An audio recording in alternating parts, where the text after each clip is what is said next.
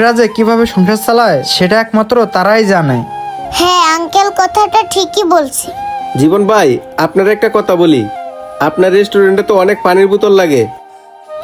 আপনি বাহির থেকে পানি না কিনে এই পিচ্চির কাছ থেকে কিনেন, তাহলে দেখা যাবে আপনার কাছে পানি বিক্রি করে ওই পিচ্চির অনেক উপকার হবে। হ্যাঁ খায়রুল, তুমি তো ঠিকই বলছো।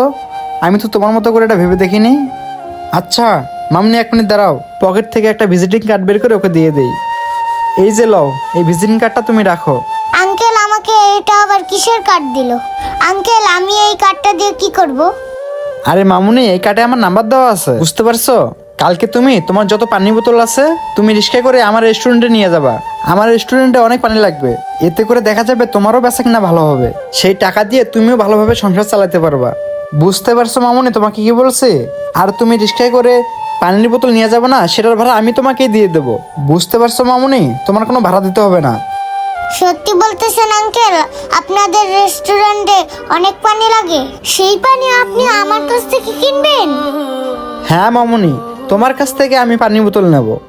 তাহলে তো আঙ্কেল, এতে করে আমার অনেক বেচা কিনা হবে, আর আমি আমার ফ্যামিলিটা অনেক সুন্দর করে চালাইতে পারবো। আচ্ছা একটা কাজ করি, এই যে মামুনি, এখানে 3000 টাকা আছে, এটা তোমাকে অ্যাডভান্স হিসেবে দিয়ে গেলাম। আর কালকে পানি নিয়ে জানি পরে বাকি টাকা তোমাকে দিয়ে দেবো। এই যে রাখো।